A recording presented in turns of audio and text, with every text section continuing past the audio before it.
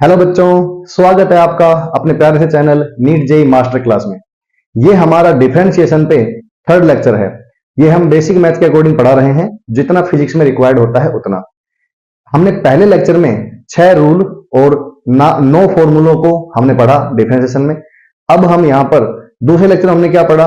दूसरे लेक्चर में हमने मैक्सिमम मिनिमा, पार्शियल डिफरेंशिएशन और चेन रूल के बारे में क्वेश्चंस करे और थ्योरी पढ़ी। अब तीसरे लेक्चर में अपन क्या करना चाहते हैं? तीसरे लेक्चर में अपन केवल क्वेश्चंस करना चाहते हैं। आप किसी भी कोचिंग में पढ़ते हैं, किसी भी इंस्टीट्यूट में पढ़ते हैं, आपका अगर बेसिक मैथ सेक्शन का पेपर लग रहा है, आप 11th क्लास में या लीडर बैच में हैं, तो पेपर में डिफरेंशिएशन के क्वेश्चंस मेरे इस आज के लेक्चर के बाहर नहीं होंगे। तो आप इस लेक्चर में बने रहिए, हम बहुत सारे क्वेश्चंस करने वाले हैं। एक क्वेश्चन मैंने लिख लिया है, पहला सवाल शुरुआत हो रही है। एक क्वेश्चन है यहाँ पर, ये एक शेप है किसी कर्व का, इसके स्लोप के बारे में अपने को कमेंट करना है कि स्लोप ऑफ दिस कर्व क्या होगा। तो ऑप्शन है फर्स्ट डिक्रीजेज, लगातार। दूसरा ऑप्शन है इंक्रीजेज। फिर तीसरा ऑप्शन है फर्स्ट इंक्रीज देन डिक्रीज। और फोर्थ ऑप्शन है कि भाई पहले डिक्रीज होगा और फिर इंक्रीज करेगा। ठीक है, तो आइए देखते हैं क्या होता है। तो देखिए बच्चा, मैंने आपको बताया था कि स्लोप क्या होता है। जैसे कि ये कर्व है, पहले इसके बारे में बात करें तो कोई भी पॉइंट है उस पर टच करते हुए एक लाइन बनाइए, उसे कहते हैं टेंजेंट। और उस टेंजेंट का हॉरिजॉन्टल से जो एंगल होता है, उस tan थीटा को अपन क्या बोलते हैं? स्लोप बोलते हैं। ठीक है, किसी भी कर्व को एक पॉइंट पर टच करके गुजरने वाली, सिर्फ एक पॉइंट पर टच करके गुजरने वाली लाइन को, जो वो लाइन हॉरिजॉन्टल से जो एंगल बनाती है एक्स एक्सिस के साथ, उसके tan थीटा को स्लोप बोला जाता है बच्चा। ठीक है, तो स्लोप बोलते हैं इसको। अब इस पॉइंट में अगर हम बात करें, ये भी अपने आप में क्वेश्चन है खैर, तो अगर यहां पर देखें तो स्लोप एंगल जो है वो काफी ज्यादा है। इधर देखें तो एंगल थोड़ा सा कम हो गया, थोड़ा और आएंगे तो एंगल क्या हो जाएगा?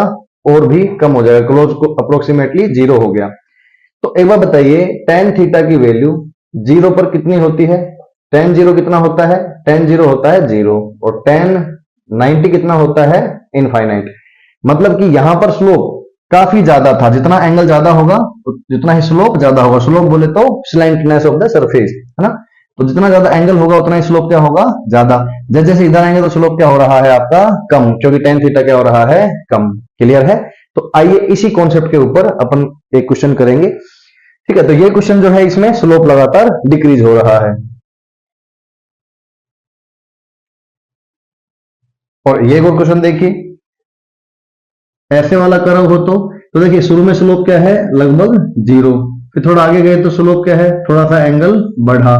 थोड़ा और आगे गए तो एंगल क्या है? थोड़ा सा और बढ़ा। तो थीटा जो है वो आपका लगातार बढ़ रहा है, इंक्रीज कर रहा है।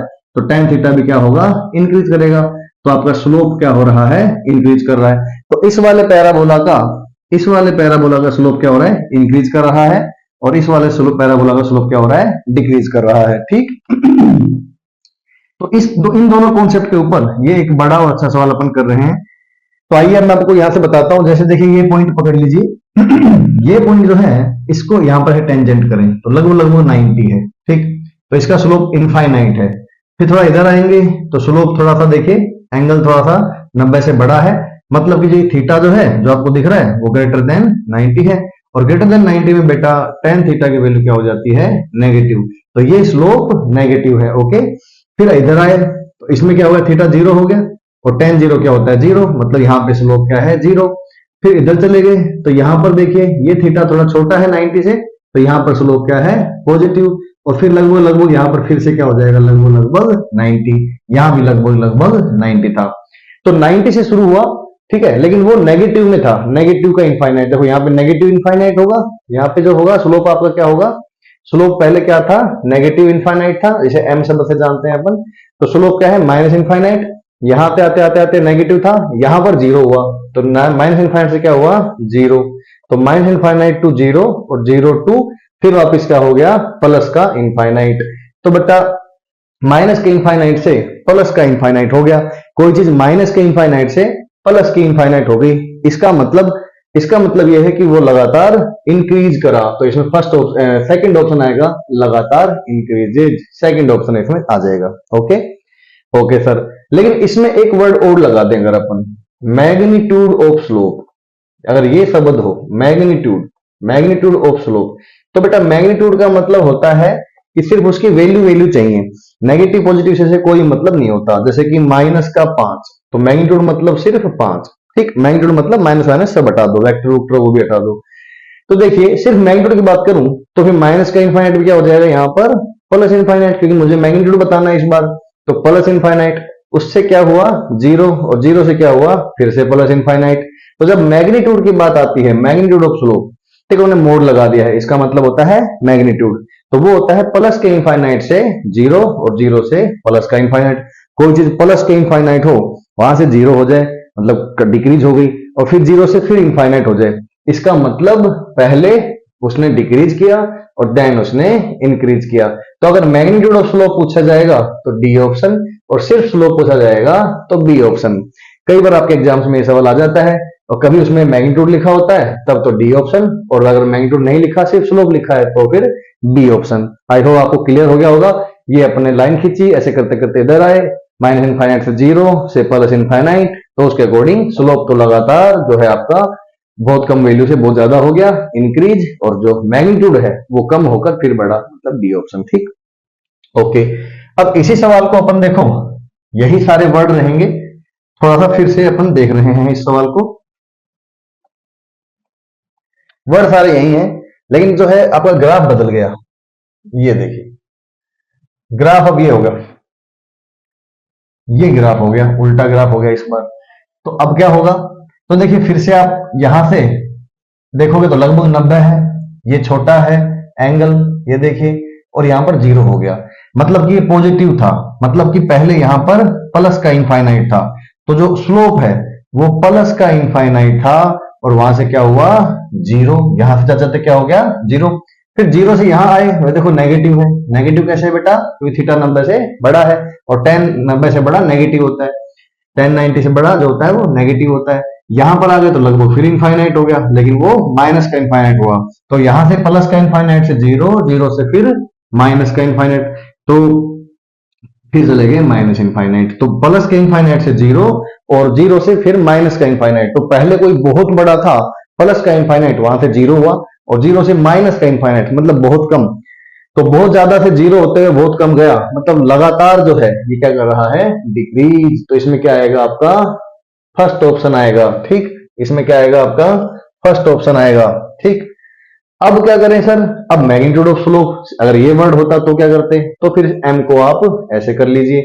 अब देखिए प्लस इनफाइनाइट तो प्लस ही रहेगा, उससे जीरो हो गया 2, अब क्या हो जाएगा माइनस इनफाइनाइट में क्या हो जाएगा प्लस इनफाइनाइट, क्यों, क्योंकि अब अपन मैग्नीट्यूड ऑफ स्लोप बता रहे हैं। तब क्या होगा देखो, प्लस के इनफाइनाइट से जीरो होना और उससे फिर इनफाइनाइट होना, मतलब बहुत ज्यादा से जीरो होते हुए फिर से इनफाइनाइट हो जाना, तो मतलब कि पहले डिक्रीज और फिर इंक्रीज, फर्स्ट डिक्रीज, तो इसमें डी ऑप्शन आ जाएगा। पहले प्लस इनफाइनाइट से जीरो हुआ, जीरो से फिर प्लस इनफाइनाइट, क्या बात कर रहे हैं बेटा, मैग्नीट्यूड की बात कर रहे हैं। ठीक, तो इस तरह से 4 सवाल थे, ऐसे वाला यू शेप में उसका स्लोप और मैग्नीट्यूड ऑफ स्लोप, और ऐसे वाले उल्टे यू शेप में उसका स्लोप और उसका मैग्नीट्यूड ऑफ स्लोप। ऑप्शन यही रहते हैं और आंसर अलग अलग आते रहते हैं। ठीक है बच्चा, तो अब अपन आगे बढ़ते हैं। अपन ने कितने सवाल कर लिए, 4।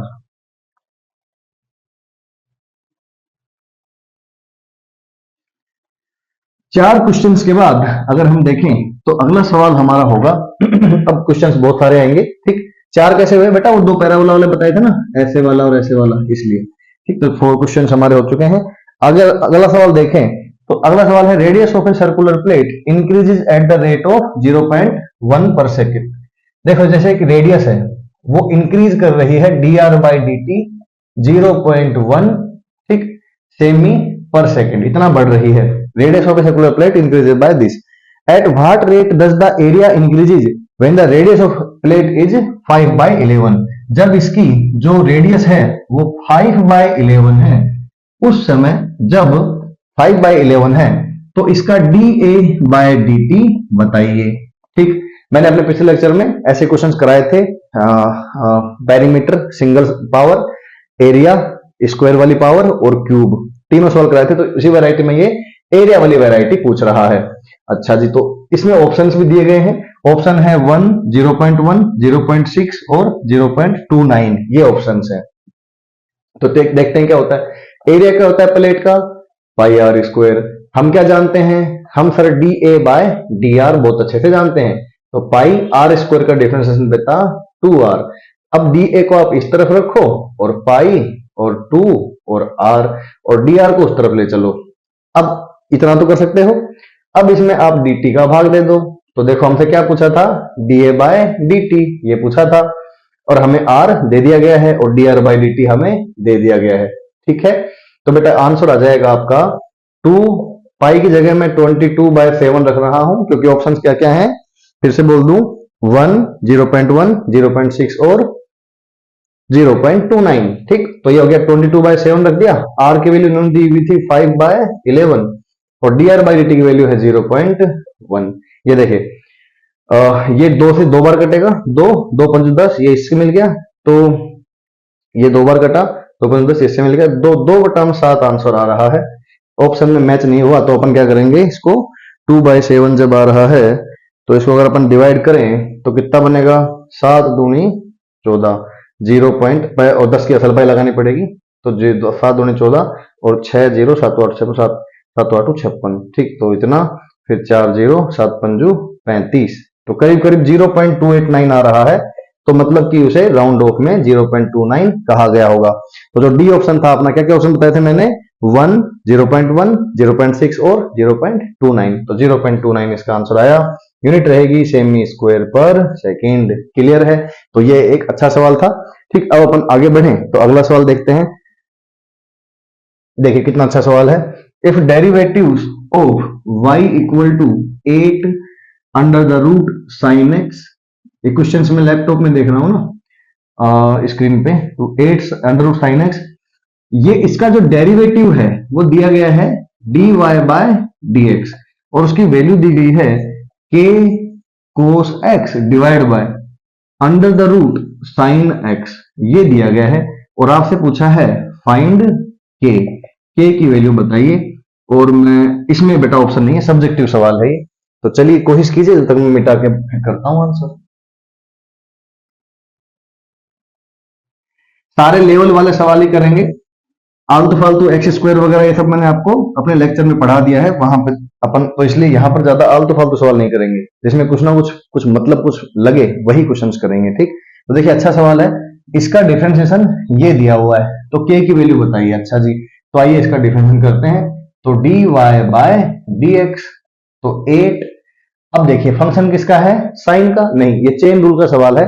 अंडर रूट का फंक्शन है, उसके अंदर साइन है, मतलब आप इस ढंग से देखें तो ये ऐसा है 8 साइन x की पावर हाफ, ऐसा है ये। तो पहले क्या सोल्व होगा, रूट उसकी पावर सोल्व होगी, तो पहले क्या होगा, उसको अपन थोड़ा और खुले में लिखते हैं इधर, dy बाय dx, क्योंकि मुझे लग रहा है शायद ये बढ़ा जाएगा 8, फिर अपन हाफ पावर को बाहर ले लिए, और फिर साइन x की पावर हाफ -1, ये तो मैंने अभी फर्स्ट रूल लगाया है, जो पावर होती है वो बाहर, एक पावर कम। अब अंदर गए तो ब्रैकेट के चेन रूल क्या बोलता है, अंदर जाओ तो साइन एक्स का क्या होता है, कोस एक्स। तो आंसर जो आपका आ रहा है वो आ रहा है, देखिए ये हो जाएगा 8/2, तो 4 हो गया, और साइन जो है वो माइनस का हाफ हो जाएगा, तो उसे अपन नीचे अंडर रूट साइन एक्स लिख सकते हैं, और ये हो गया आपका कोस एक्स। तो बेटा हाफ साइन, हाफ की पावर -1 मतलब साइन की पावर -हाफ, तो नीचे क्या हो जाएगा, साइन की पावर नीचे हाफ अंडर रूट। क्लियर, तो दिस इज द आंसर। अब मैच कर लीजिए, तो k की वैल्यू क्या आती है, 4, तो बेटा k की वैल्यू आती है 4। ओके, तो ये भी एक अच्छा सवाल था। अब अगला सवाल है, एक आपको मुझे कॉन्सेप्ट भी बताना था, जैसे कॉन्सेप्ट भी है, और y equal to a sine theta plus b cos theta, इसकी मैक्सिमम वैल्यू बतानी है। तो इसकी मैक्सिमम वैल्यू और मिनिमम वैल्यू, वैसे तो अपने को फॉर्मूला याद होना चाहिए, पर मैंने डिफरेंशिएशन कराते वक्त कहा था कि इसको मैं ड्राइव करा दूंगा, तो फटाक से देखते हैं, और इसका मेथड भी यही है, थोड़ा मेथड भी सीखने को मिलेगा, है ना। तो क्या करेंगे कि इसको अपन मैक्सिमम वैल्यू निकालनी है, तो मैक्सिमम मिनिमम के लिए क्या करना पड़ता है, dy बाई डी थीटा को 0 कर दो, ये x में ले लो इसको, चलो dy बाई dx को क्या कर देंगे 0, तो dy बाई dx को क्या कर दो 0, तो भैया करो, तो देखो ये क्या है, a sin x का हो जाएगा cos x plus b cos x का होता है माइनस साइन x, इसलिए मैंने पहले ही माइनस लगा लिया था, इसको क्या करना है 0, तो a cos x equal to b sin x। अब बताओ इसको इधर ले चलो, तो क्या बना tan x, ये इधर आ गया, क्या बना a बाय b, तो ये बना कि tan x क्या आया a बाय b, जैसे ही ऐसा बना तो ट्रिग्नोमेट्री कहती है कि जो एंगल x है उसमें tan की वैल्यू क्या है, a बाय b, मतलब परपेंडिकुलर बाय बेस। तो ये क्या होगा, a square plus B square. अब आपको क्या चाहिए, मुझे चाहिए साइन x, तो साइन x क्या होगा, a upon under the root a square plus B square. अगर मुझे cos x भी चाहिए तो वो होगा b upon a square plus B square. तो इस तरीके से अपने साइन एक्स और कोस एक्स की वैल्यू जो है पूरी पता चल गई है। अब इसको कहां रखें, क्वेश्चन में रख देंगे। तो अब मैं इसको क्वेश्चन में रखने वाला हूं। तो y की जो वैल्यू आएगी वो आएगी a, साइन एक्स की वैल्यू है बेटा a upon under the root a square plus B square plus और b, ठीक है, कोस एक्स की वैल्यू है b upon under the root a square plus B square. Clear. अब अगर ध्यान से देखें तो ए स्क्वायर हो गया और यहां भी बी स्क्वायर हो गया। और आपने नोट किया तो नीचे जो है सेम है, अंडर रूट ए स्क्वायर, नीचे वाली चीज क्वांटिटी सेम है तो अपन ने उसको एक साथ दोनों के नीचे लिख दिया। अब ऊपर तो इसका देखो सिंगल पावर है, नीचे अंडर रूट पावर है, तो क्या बचेगा, under the root A square plus B square. तो अब हमें पता चला कि भाई जो मैक्सिमम वैल्यू है वो क्या होती है, under the root A square plus B square. इसमें जो मिनिमम वैल्यू होती है वो माइनस होती है, तो यहाँ पे अपन प्लस माइनस लगा लें, maximum under the root A square plus B square, minimum minus का अंडर रूट ए स्क्वायर प्लस बी स्क्वायर। अब इस तरह के सवाल फॉर एग्जांपल दीजिए एक, ये देखिए 3 sign theta plus 4 cos theta, तो बताओ वाई मैक्स क्या है। तो भाई साइन थीटा के साथ वाले का स्क्वायर, कोस थीटा के साथ वाले का स्क्वायर, सबको पता है 5 आएगा। तो दिस इज द आंसर। अगर यहां माइनस होता तब भी यही आंसर होता। तो ये एक कॉन्सेप्ट था, मैंने अभी कोई डिराइव करा दिया है। इस कॉन्सेप्ट के ऊपर एक सवाल और देखते हैं। बने रहिए बेटा, आपको यहां पर एकदम क्वालिटी कंटेंट मिलेगा। ठीक,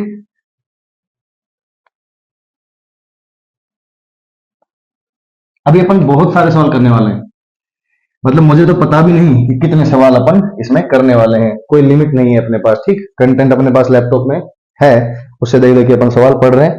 तो अगला सवाल है, if derivatives of y equal to, नहीं तो हो गया ना, एट राइट। अगला सवाल है, given that y equal to sine 3x, given that y equal to sine 3x, ठीक, प्लस 4/3 4/3 cos 3x, ये गिवन है। ठीक, what is the maximum rate of change in y with respect to x, मतलब कि dy by dx करवाना है और उसका मैक्सिमम बताना है। लो भाई साहब, क्या ही सवाल है। मतलब कि ये जो दिख रहा है इसका मैक्सिमम नहीं बताना, ये जो दिख रहा है इसका मैक्सिमम तो 1 का स्क्वायर और 4/3 का स्क्वायर हो जाता, वो तो आसान, वो तो अभी पढ़ा है मैंने आपको। इसमें क्या है कि जो इसका रेट ऑफ चेंज ऑफ है, मतलब dy बाय dx है, उसका मैक्सिमम बताना है। मैं फिर से शब्द पढ़ देता हूं, इंपॉर्टेंट था। What is the maximum rate of change in y with respect to x, मतलब dy बाय dx का भी मैक्सिमम बताना है। तो चलिए पहले dy बाय dx कर लेते हैं। तो जब मैंने dy बाय dx किया तो वो आया 3 बाहर, चेन रूल से साइन का तो कोस हो गया और चेन रूल से 3 बाहर, 3x का 3, चेन रूल में अच्छे से पढ़ाया है लेक्चर में। फिर देखो इसमें क्या हुआ, 4/3, थोड़ा साइड में देख लो, 4/3 कोस का होगा माइनस साइन 3x और 3 आएगा बाहर, इस 3 से 3 कट जाएगा, तो माइनस का 4, ये गुणा में है ना, माइनस का 4 साइन 3x ये आएगा, तो माइनस का 4 साइन 3x। क्लियर है। लो अबे तो वही सवाल बन गया, 3x को थीटा मान लो, तो ये बन जाएगा, ये जो भी चीज है ये बन जाएगा 3 cos theta minus 4 sine theta. तो इसकी मैक्सिमम वैल्यू भाई सबको पता है, 3 + 4, 3 स्क्वायर प्लस 4 स्क्वायर का अंडर रूट 5। अभी तो किया था थोड़ी देर पहले, जस्ट 1 मिनट पहले। तो ये भी एक अच्छा सवाल था।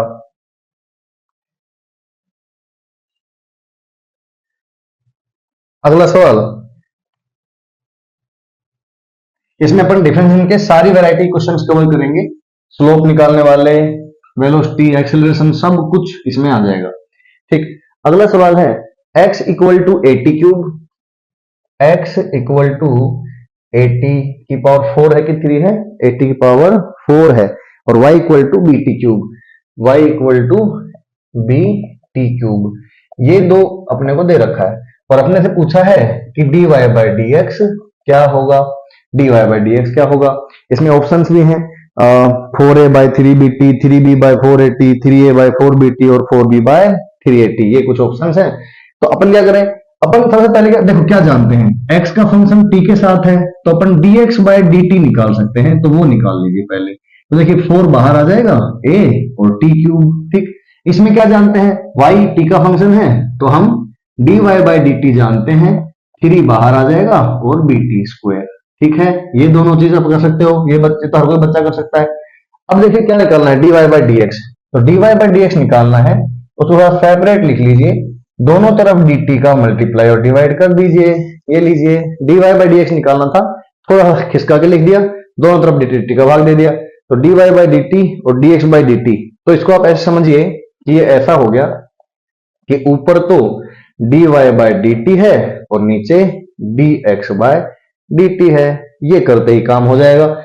तो अगर मैं इसको इक्वेशन 1 कह दूं और इसको इक्वेशन 2 कह दूं तो बेसिकली मुझे 1/2 करना है, तो 3bt square divide by 4at cube. तो बेटा t से स्क्वायर कट गया, 3b/4at, this is the answer, ठीक है। तो जब अलग अलग फॉर्मेट में दे रखे हो, x t का फंक्शन है, y t का फंक्शन है, तो जो जिसका डिफरेंशियल जानते हो उतना कर लो, फिर डिवाइड कर दो जो पूछा हो। अगर dy/dx पूछा है तो इसका भाग 1 का भाग 2 में करना है, और गलती से अगर हो सकता है dx/dy पूछ ले तो इसमें इसका भाग दे देंगे, उसमें कोई समस्या नहीं है। ओके, चलिए अगला सवाल। एक मेटालिक प्लेट है,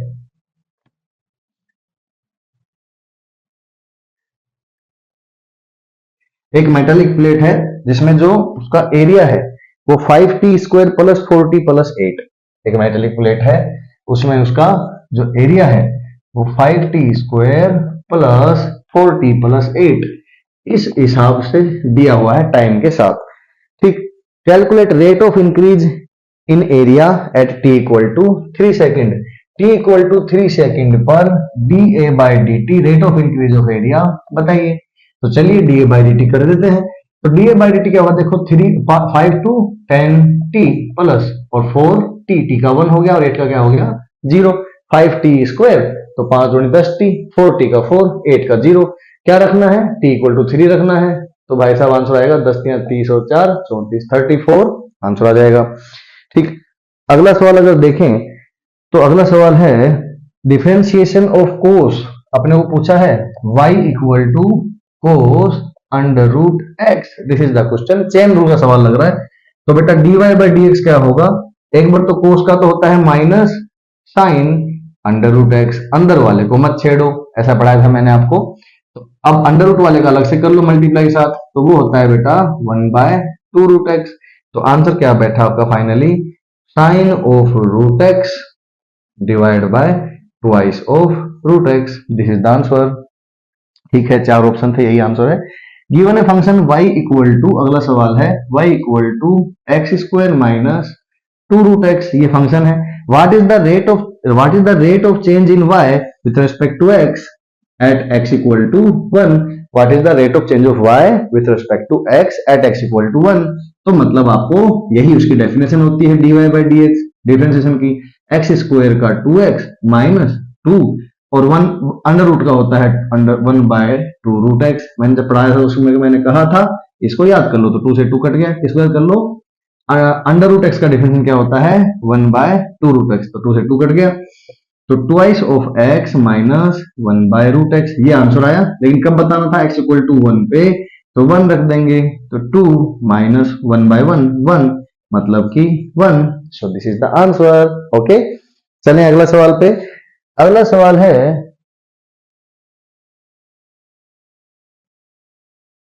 एक car moves along a straight line. देखिए काइनेमेटिक्स का सवाल है, अभी हमने काइनेमेटिक्स शुरू नहीं किया हुआ है, अभी हम सिर्फ बेसिक मैथ पे चल रहे हैं 11th में अभी। लेकिन एक क्वेश्चन ऐसा है जो हम काइनेमेटिक्स में करते हैं ऐसे क्वेश्चंस को, वो डिफरेंशिएशन में यहां पर आ गया है, तो चलिए करते हैं उसको, ठीक। तो क्वेश्चन है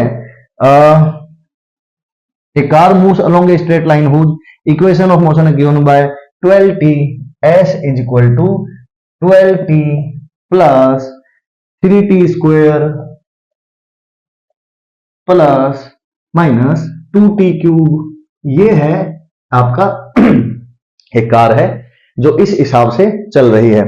अपने को बताना क्या है बेटा, where S is in meter, T is in second, the velocity of the car at start will be. देखिए, velocity of the car at start, शुरुआत में पूछिए, मतलब कभी कभी इसमें ऐसे बोल देते हैं what is initial velocity, initial से लगा देते हैं।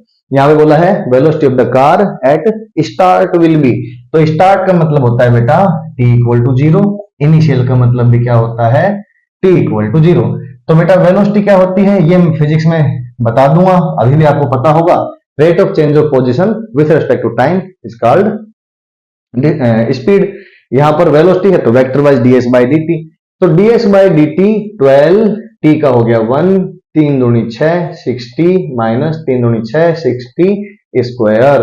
तो यहां पे अगर हम t जीरो पुट कर दें तो 0 तो आंसर आएगा 12 मीटर पर सेकेंड। ओके, तो देखिए ये था काइनेमेटिक्स का सवाल, डिफरेंशिएशन से ही सॉल्व हो रहा है। अगला सवाल है t equal to under root x plus 3। ये दिया हुआ है, सवाल काफी बड़ा है। The displacement x of a particle moving in one dimension under the action of constant force is given by this. ठीक है, हमें से क्या मतलब, where x is in meter, t is in second, find the displacement of the particle when its velocity is 0। जब इसकी velocity 0 होगी तो इसका डिस्प्लेसमेंट बताना है। Good question, find the velocity जब 0 हो तो उस समय डिस्प्लेसमेंट क्या है ये बताना है। तो अपने क्या करना है, पहले तो इसको ढंग से लिखना है, पहले तो वेलोसिटी बतानी है, फिर उसको 0 करना है, फिर उससे वो समय निकल के आएगा, उस समय को फिर इस पोजीशन में रखना है। पहली बात तो पोजीशन नहीं दी हुई, ऐसा ही सवाल नहीं, 2025 में लगभग ऐसा ही इक्वेशन था अजीब सा। तो इसको ऐसा करो, t को इधर लाओ, 3 को इधर लाओ, तो under root x is equal to 3 minus T, फिर स्क्वायर कर दो तो x equal to 3 minus T का होल स्क्वायर, थोड़ा सा ओपन कर दो, 3 3 9 plus T square minus 60। So ये बन गई बेटा x की इक्वेशन। अब हमें x पूछा है, पोजीशन पूछी है, लेकिन कब पूछिए, जब वेलोसिटी 0 हो। तो पहले वेलोसिटी निकालो, वेलोसिटी बेटा होती है dx बाय dt, तो 9 का तो 0 हो गया, कांस्टेंट का डिफरेंशिएशन 0 होता है, t स्क्वायर का हो गया 2t माइनस 6t का हो गया 6। अब इसको 0 करना है, उसने कहा था, तो वेलोसिटी को 0 कर दिया मैंने, 2t माइनस 6, तो 2t इधर रह गया, 6 उधर चला गया, तो t की वैल्यू आती है 6 डिवाइड बाय 2, 3 सेकेंड। मतलब इसकी स्पीड, इसकी वेलोसिटी कब 0 होती है, 3 सेकंड पर, तो आप उसको यहां पर 3 सेकंड को इसमें रख दीजिए। तो x की वैल्यू आती है 9 प्लस 3 का square, of course 9 minus 6 into 3, उल्टी दिखी 9 प्लस 9 माइनस 18, तो बेटा आंसर आता है इसका 0। तो देखते हैं ऑप्शन क्या क्या थे। ऑप्शंस थे 0, 12, 6, 18, तो बेटा 0 इज द आंसर। ओके, तो अगेन ए गुड क्वेश्चन। अब फिर आगे देखते हैं।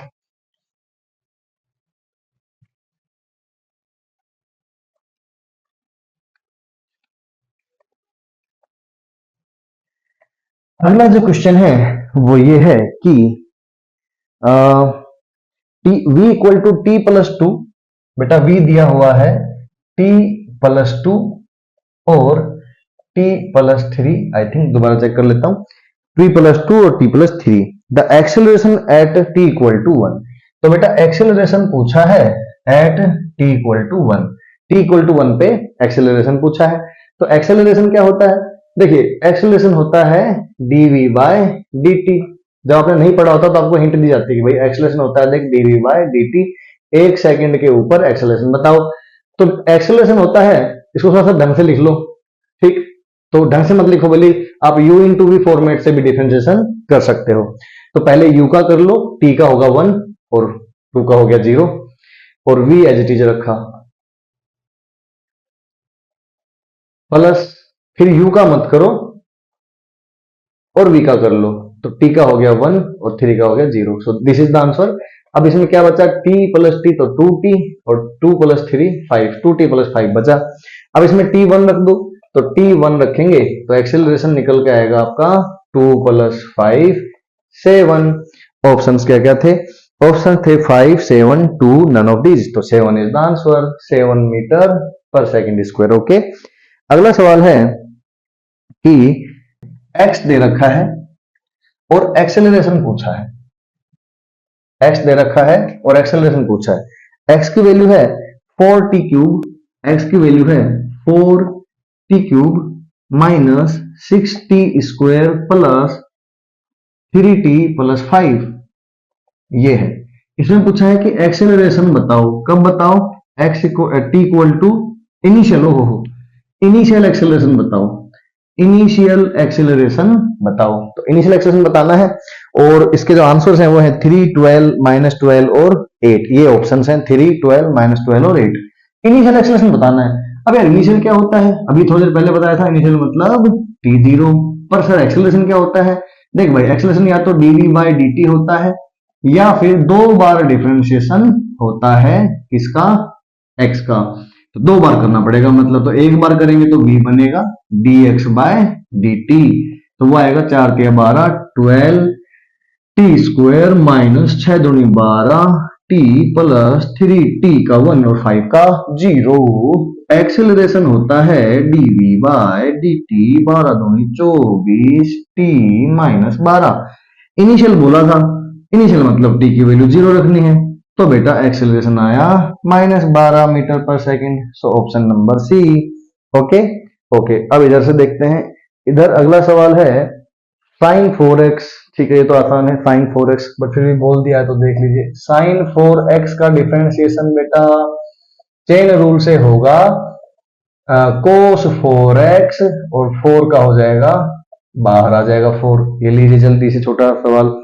एक और सवाल है y equal to sine square x, ये तो मैंने नोट्स में करवा दिया था। y equal to sine square x, तो इसका dy/dx, ये तो मेरे लेक्चर में है 2 sin x और sin x का cos x। चेन रूल, देखिए पावर 2 बाहर आएगी, sin x as it is, और उसका sin x का बाद में चेन रूल से cos x। ओके, अगला सवाल है साइन की sine x² plus 3, y equal to sine x² plus 3। ये छोटे मोटे सवाल निपटा के फिर और अच्छे सवाल इसमें आ रहे हैं, देखना आपसे होंगे भी नहीं। तो फिर से dy/dx चेन रूल, तो बेटा साइन का हो गया cos x² प्लस 3, x² का हो गया 2x और 3 का हो गया 0। This is the answer. तो छोटे छोटे अपन लाइन से कई क्वेश्चन इसमें निपटा रहे हैं, है ना। e की power x² plus x, y equal to e की पावर x² प्लस x, तो dy/dx होगा, एक बार तो यही होगा x² प्लस x, और बाद में मल्टीप्लाई में x² का 2x और x का 1। दिस इज द आंसर, ये इसके मल्टीप्लाई में है।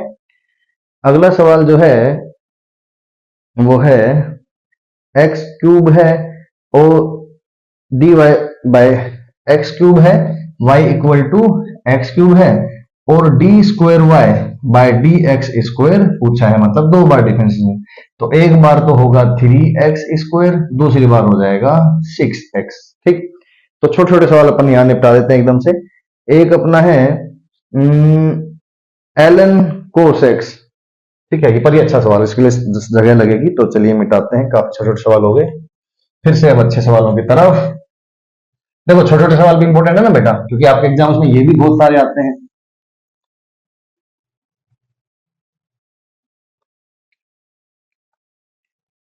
तो अच्छा सवाल है कि आपसे बोला है y equal to ln cos x।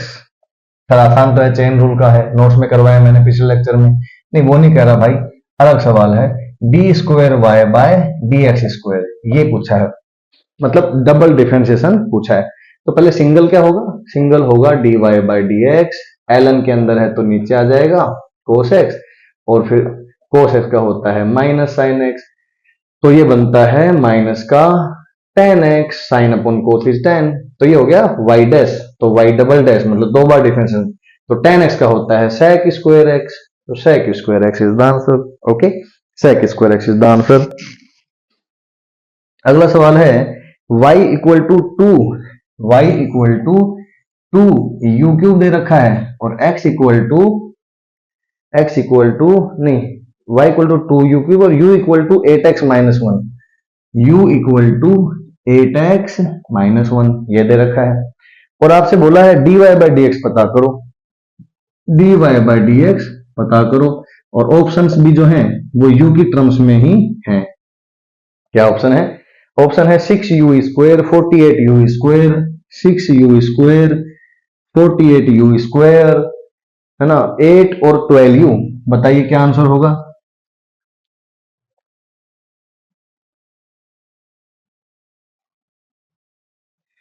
ठीक है, तो अपन देखो dy बाई डी एक्स पूछा है अपने को, तो ये तो y u x अजीब अजीब लग रहा है, तो ऐसा करो u को इसमें रख दो।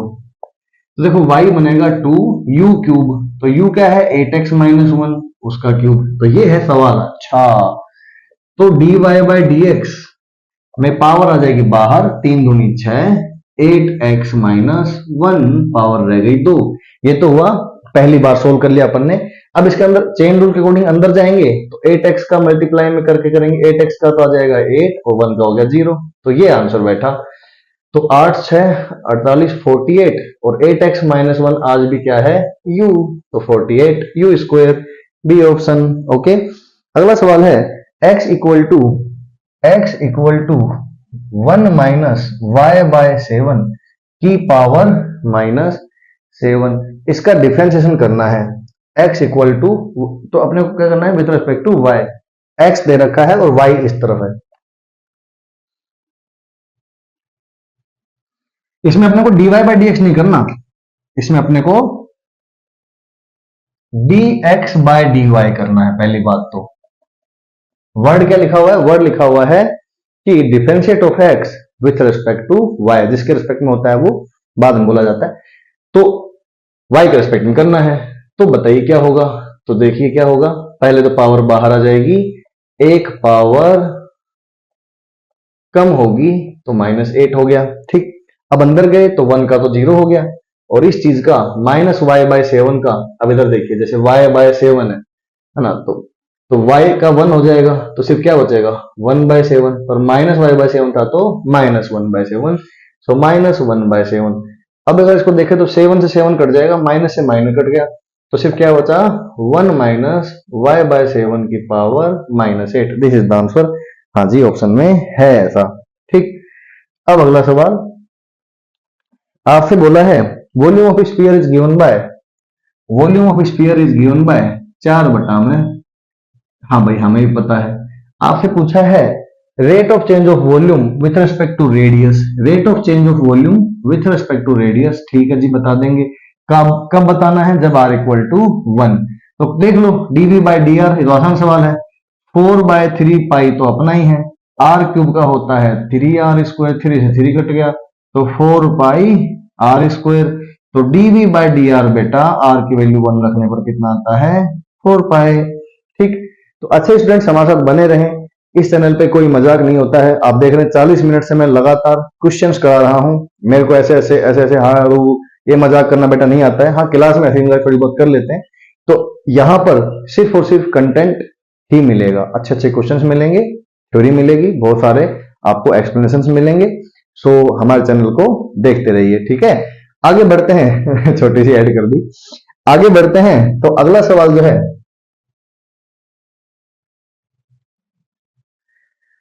अगला सवाल जो है वो है the radius of a ring increases at the rate of 0.1 semi पर सेकेंड, मतलब कि जो D R by D T है वो है 0.1। ठीक, और जो उसकी रेडियस जब 5/पाई होगी रिंग की, ठीक, तो उस समय आपको बताना है when the ring radius what is the area of ring increases, तो एरिया में चेंज बताना है, D A by D T बताना है रिंग के लिए। तो देखिए रिंग का एरिया क्या होता है πr²।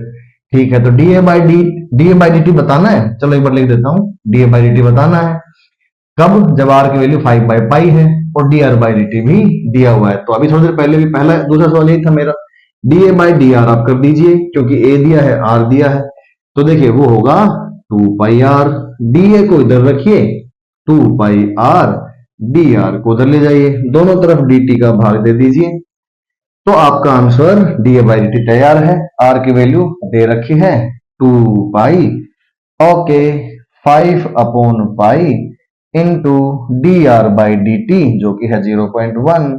देखिए पाई से पाई गया, 2×5 = 10, एक आता है बेटा आंसर, ऑप्शन में है। हाँ जी बिल्कुल है। चलिए, तो ये भी एक अच्छा सवाल था।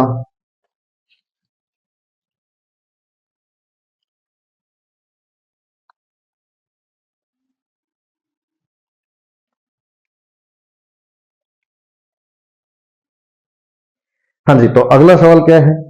अगला सवाल जो है, ये पेज खत्म हो गया। अगला सवाल जो है, मैक्सिमम मिनिमा के तो मैंने नोट्स में करा दिए थे। इसमें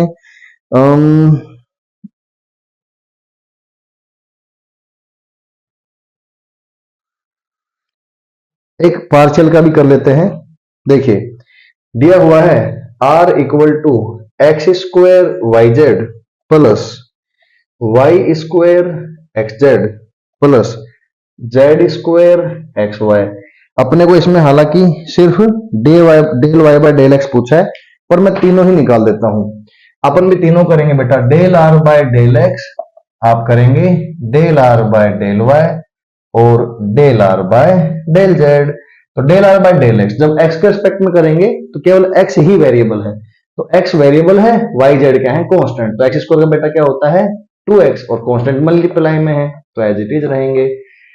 एक्स का रिस्पेक्ट में करना है तो एक्स का क्या हो जाएगा 1, और क्या बचेगा y square into z. X के रिस्पेक्ट में करेंगे तो एक्स का हो जाएगा 1 और क्या बचेगा जेड स्क्वायर इंटू वाई। ऐसे ही वाई का रिस्पेक्ट में करेंगे तो यहाँ पे वाई का 1 हो जाएगा और एक्स स्क्वायर जेड बचेगा। यहाँ पे वाई का 2y हो जाएगा और एक्स जेड बचेगा। यहाँ पे y का 1 हो जाएगा और जेड स्क्वायर एक्स बचेगा। जेड के रिस्पेक्ट में करेंगे तो एक्स स्क्वायर वाई हो जाएगा, इस जेड का 1 हो जाएगा, इस जेड का भी 1 हो जाएगा, वाई स्क्वायर एक्स, और इस जेड स्क्वायर का 2z हो जाएगा और एक्स वाई। तो एक पार्शियल डिफरेंशिएशन का सवाल भी कर लिया। अब अगर हम देखें तो अगला सवाल है e की पावर 100। छोटे छोटे सवालों निपटाते हैं फटाक से। y इक्वल टू ई की पावर 100, तो अपने को बताना है कि dy बाई डी एक्स क्या होगा। तो 0 होगा। क्यों? क्योंकि e की पावर 100 तो भाई कांस्टेंट है। क्यों? क्योंकि e की वैल्यू तो 2.732 होती है, मतलब 2.73 की पावर 100, मतलब कि 2.73 को 100 बार गुणा करा जाए तब ये, तो उसका डिफरेंस तो कांस्टेंट है, तो कांस्टेंट का डिफरेंशिएशन क्या होता है 0। अगला सवाल है कि साइन 120 लो, D by D X sine 120। अरे भाई साइन 120 एक वैल्यू है, उसका डिफरेंशिएशन क्या होगा 0। उसके बाद है y इक्वल टू जो है आपका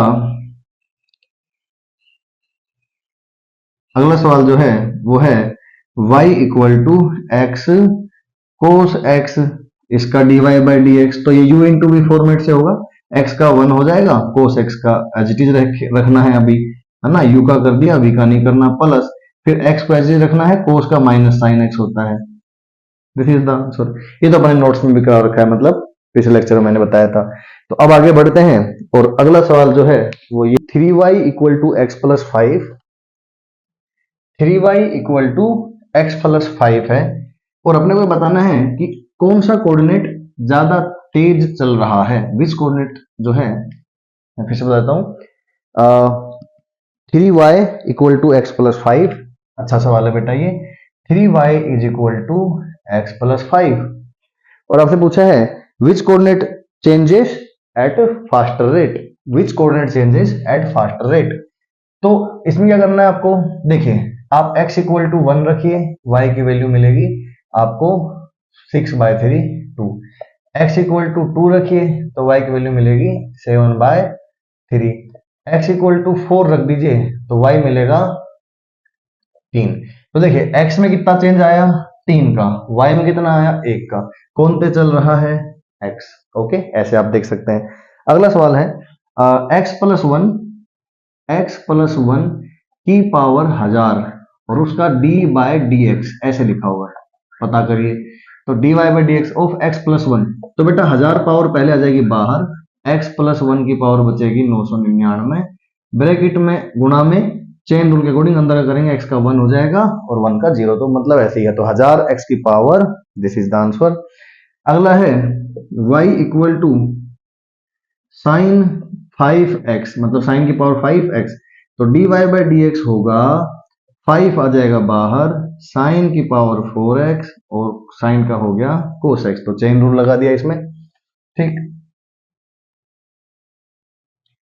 अगला सवाल है y equal to x equal to long respect to t। अच्छा ठीक है, y, ये देखिए अच्छा सवाल मिला, एक हाथ लगा।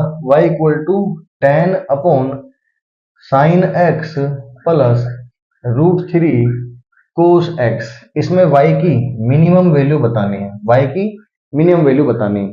तो y की मिनिमम वैल्यू कैसे निकलेगी, जब नीचे वाली चीज की वैल्यू क्या होगी, मैक्सिमम। नीचे वाली चीज की वैल्यू मैक्सिमम होगी तो भैया ये मैक्सिमम कब होगा, तो जो नीचे वाली चीज है उसका मैक्सिमम होगा। इसके साथ कुछ नहीं तो 1 मान लीजिए, थोड़ी देर पहले पढ़ाया था ना, under the root A square plus B square. तो ए क्या है, ए है 1, उसका स्क्वायर, बी क्या है √3 उसका स्क्वायर। तो 1 का स्क्वायर 1 और √3 का स्क्वायर 3, तो ये बनता है 2। तो इसकी मैक्सिमम वैल्यू है बेटा 2, तो y की मिनिमम वैल्यू क्या होगी, 10/2। हाँ, this is the answer. Okay, अगला सवाल जो है r equal to 0.5 if the radius of spherical bubble start to increase with the time. ठीक है, तो volume of bubble start to increase with time at t as r equal to 0.5. What is the rate of change of volume of the bubble with at। ठीक है, तो अगला सवाल है x equal to, शायद माइक का कुछ गड़बड़ आ रहा है, चेक करता हूं मैं। तो माइक देखने के लिए, क्योंकि पिछले लेक्चरों में क्या हुआ है, माइक की आवाज एकदम चली जाती है, मुझे पता नहीं चलता 40-45 मिनट के बाद, तो इसलिए मैंने थोड़ा रोक के देखा, सब ठीक था, और बीच में मैंने फिर जो है क्वेश्चंस भी लिख लिए ताकि बार बार मिटाना लिखना ना पड़े। तो 1 2 3 4 5 6 7 8 9 10, दो अच्छे हैं और जो है थोड़े से कुछ कम कम छोटे भी हैं। तो आइए देखते हैं, y इक्वल टू एक्स की पावर -1/3। तो dy बाई डी एक्स क्या होगा, तो देखिए -1/3 बाहर आ जाएगा, x की पावर एक और माइनस हो जाएगी, तो माइनस का 1 और जाएगा इसमें, तो माइनस का 4/3 हो जाएगा। Okay, x equal to t की पावर 6, तो 6 बाहर आ जाएगा, t की पावर 1 कम हो जाएगी। यहाँ पे इस सवालों में आपको ये बताया गया है कभी भी y और x से बंधना मत, बच्चे क्या होते हैं dy बाई डी एक्स उन्हें अच्छा लगता है बस, तो d कोई और से बताता है तो उन्हें अच्छा नहीं लगता, इसलिए यहाँ पे 4 सवाल देखो, x t के फंक्शन में, y x के फंक्शन में, z u के फंक्शन में, तो dz बाई डी यू कोई भी फंक्शन हो सकता है। तो 3u² आपको वैसे ही करना है जैसे x के लिए करते थे, है ना, मन में। तो u क्यूब का क्या होना चाहिए, 3 बाहर, एक पावर कम। ठीक, यहाँ पे देखो f और r का फंक्शन, ये आपको बता रहे कि कोई भी फंक्शन हो सकते हैं भाई साहब, हमेशा y और x हो ऐसा कोई जरूरी नहीं है। तो r² का क्या हो जाएगा, 2 बाहर, एक पावर कम, और r की पावर 1/3 क्या होगा, 1/3 बाहर, एक पावर कम, तो माइनस का 2/3। यहाँ आए dy बाई डी एक्स, तो देखो इसका डिफरेंशियल बेटा क्या होगा, तो 1 है, sine square plus cos square तो 1 होता है, तो उसका आंसर 0। इसका dy बाई डी एक्स मतलब y डैश क्या होगा, -12 बाहर, x प्लस 5 की पावर -3/2। इसका y डैश क्या होगा, 5 तो है ही साथ में, 3/2 बाहर बाहर, एक पावर कम, तो 3/2 में से 1 गया तो आधा बचा, मतलब अंडर रूट, तो 1/2 ही लिख लो अभी। तो ये देखिए y dash cos x cube है, तो कोस का तो होता है माइनस का साइन, अंदर जो भी है उसे एज इट इज, और गुणा में करके एक्स क्यूब का कितना होता है 3x², अंदर वाले का कितना होगा 3x²। तो माइनस का 3x² साथ में साइन x की पावर 3। अब आते हैं, ये दो अच्छे सवाल हैं, ऊपर की तरफ किसी को फेंका और हाइट पे ऐसे, हाइट जो है वो टाइम के साथ ऐसे दी जा रही है। आपसे पूछा है कि हाइट मैक्सिमम कब होगी, मतलब कितने समय पर होगी, ये पूछा है। तो आपको क्या करना है, dh बाई डी टी को 0 कर देना है। तो dh बाई डी टी क्या है, 16 दूनी 32, माइनस का 32t और प्लस का 256, क्योंकि t क्या है, t का क्या हो जाएगा 1, इक्वल टू 0 करूं तो 256 डिवाइड बाय 32 32, तो t की वैल्यू ये आती है बेटा। ठीक है, तो ये होता है 2 की पावर 4, 2।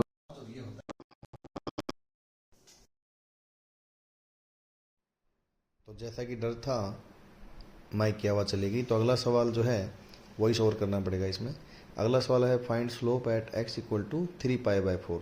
कर्व की वैल्यू है y, कर्व दिया हुआ है y equal to ln sin x। तो इसका differentiation dy by D X होता है 1/cos x,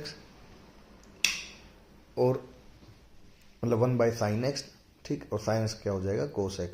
तो cos अपॉन sin क्या बन गया cot x, और जो cot x की वैल्यू है वो क्या है 3π/4, मतलब 135। 135 जो 3π/4 है वो 135 होता है, क्योंकि π/4 होता है 45 इंटू 3।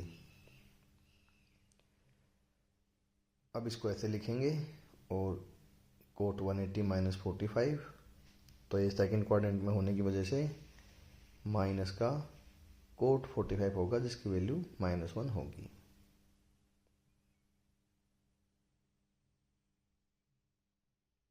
इस क्वेश्चन में पी की पावर -1 इक्वल टू 0.4 दिया है और स्लोप के बारे में पूछा है।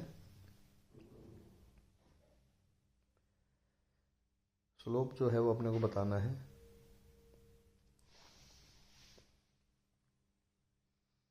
पी कर्व का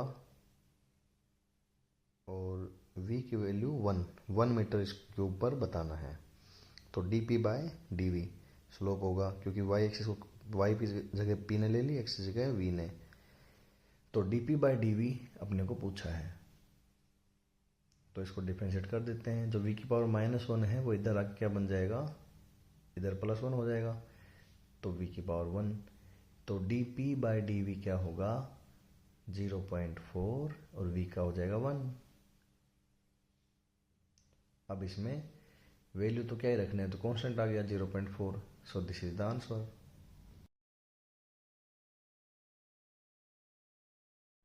इस क्वेश्चन में चार्ज दिया है Q equal to 2t² + 3t + 1। इसमें करंट पूछा है at t equal to 5th second पे।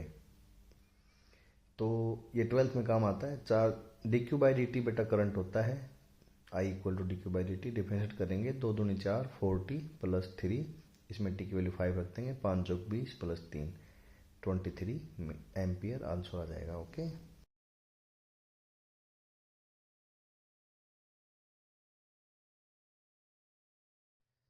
तो इस लेक्चर को यहीं रोकते हैं। और आवाज़ जो है लास्ट के 4-5 मिनट चली गई थी, थोड़ा सा वॉइस ओवर किया, और हमने इसमें बहुत सारे क्वेश्चंस करे। और वो पढ़ते रहिए, मुस्कुराते रहिए, डाउट पूछते रहिए और देखते रहिए NEET JEE master class with me. Okay बच्चों, बाय।